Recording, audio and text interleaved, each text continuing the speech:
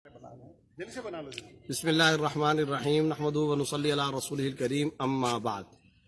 सल्तनत ओमान के दारुल हुकूमत मस्कत से 100 किलोमीटर के फासले पर ये मुंतज़ा हवियतुन नजम का एरिया है और ये दरअसल सिंक हॉल्स जो दुनिया के अंदर 6 हैं उनमें से एक है। और आसान लफ्ज़ों के अंदर इसकी ताबीर ये है और इसकी डेफिनेशन तारुफ ये है कि ये वो मकाम है जहाँ शहाब साक़िब गिरा है। और कई साल पहले, साल पहले की ये हिस्ट्री है कि इस मकाम पर जब ये शहाब साक़िब का एक हिस्सा टुकड़ों की शक्ल के अंदर आकर के गिरा है तो इसने ज़मीन के अंदर बहुत बड़ा हॉल कर दिया है। और ये जो हॉल है ये तकरीबन दुनिया के अंदर 6 जगहों पर जहाँ पर ये गिरा है मुख्तलिफ मकामात और मुख्तलिफ खित्ता अर्ज़ी के अंदर ये हॉल्स मौजूद हैं। मस्कत के अंदर ये जो हॉल है यहाँ पर दुनिया भर से लोग आते हैं और वो जो कुरान करीम के अंदर अल्लाह ने फरमाया फ़अत्बअहु शिहाबुन साक़िब, यानी शहाब साक़िब के जाने, पीछे जाने और गिरने का तस्करा मुख्तलिफ किताबों और हिस्ट्री और कुरान करीम की आयात से जो हमें पता चलता है, एक ये मकाम भी है। इससे आप अंदाज़ा लगा सकते हैं कि अल्लाह रब्बुल इज़्ज़त की ये जो शान कुदरत है और कोई कारसाज ज़ात है जो सैयारों का, सितारों का, खलाओं का, फ़िज़ाओं का, ज़मीन का, दरिया का, समंदरों का और पानी का पूरा एक निज़ाम चलाए हुए है। ये एक अजीब व गरीब किस्म का देवहेकल किस्म का होल और सुराख है।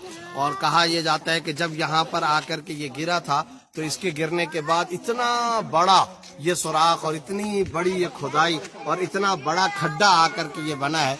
और फिर इसके नीचे जहाँ ये पानी नजर आ रहा है सिर्फ और सिर्फ यहाँ तक पानी महदूद नहीं है बल्कि इससे बहुत नीचे तक ये पानी गया है और बाहर समंदर है। तो ये पूरा खड्डा और वो जो शहाब साक़िब का जो टुकड़ा यहाँ पर गिरा था वो यहाँ से ज़मीन दोज होकर के समंदर के अंदर जाकर के पहुँचा है। और इस पानी से आगे बाकायदा इसी तरीके से नीचे गार बना हुआ है, ये गार समंदर तक चला गया है। वजअलना मिनल माइ कुल्ला शैइन हय्य, पानी और फिर मछलियाँ और ये इतना बड़ा होल और इतनी बड़ी ये खुदाई और खाई खड्डा, ये ज़ाहिर है सब के सब अल्लाह रब्बुल इज़्ज़त की शान कुदरत के मज़ाहिर हैं।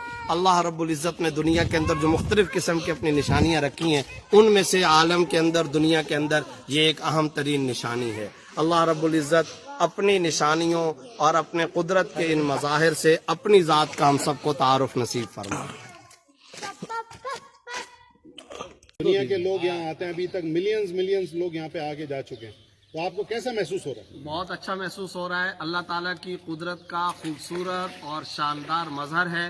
अल्लाह रब्बुल इज़्ज़त ने कुरान करीम में जिबाल, जबल का लफ्ज़ सैकड़ों मकामात पर इस्तेमाल किया और इसी तरीके से अल्लाह रब्बुल इज़्ज़त ने कई मकामात पर पानी का तज़किरा फरमाया।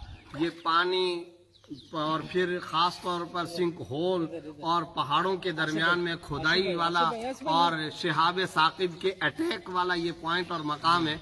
अल्लाह रब्बुल इज़्ज़त की बड़ी शानदार किस्म की कुदरत यहाँ पर नज़र आती है। और जैसा कि दुनिया के अंदर 6 मकामात हैं जिन 6 मकामात के बारे में कहा गया है कि यहाँ अल्लाह रब्बुल इज़्ज़त की तरफ से आसमानी सितारे का, शहाब साक़िब का कोई ना कोई टुकड़ा गिरा है। उनमें से मस्कत से 100 किलोमीटर के फासले पर सल्तनत ओमान का ये भी एक अहम तरीन पॉइंट है।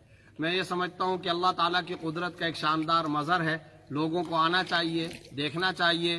कुरान करीम में अल्लाह ने फरमाया सीरू फिल अर्ज़, ज़मीन के अंदर चलो और जा कर के अल्लाह की कुदरत को देखो, अल्लाह रब्बुल इज़्ज़त की शान और अल्लाह रब्बुल इज़्ज़त की कुदरत के मुख्तलिफ मुज़ाहिरे देखो। तो ये अल्लाह रब्बुल इज़्ज़त की कुदरत के मुज़ाहिरे हैं।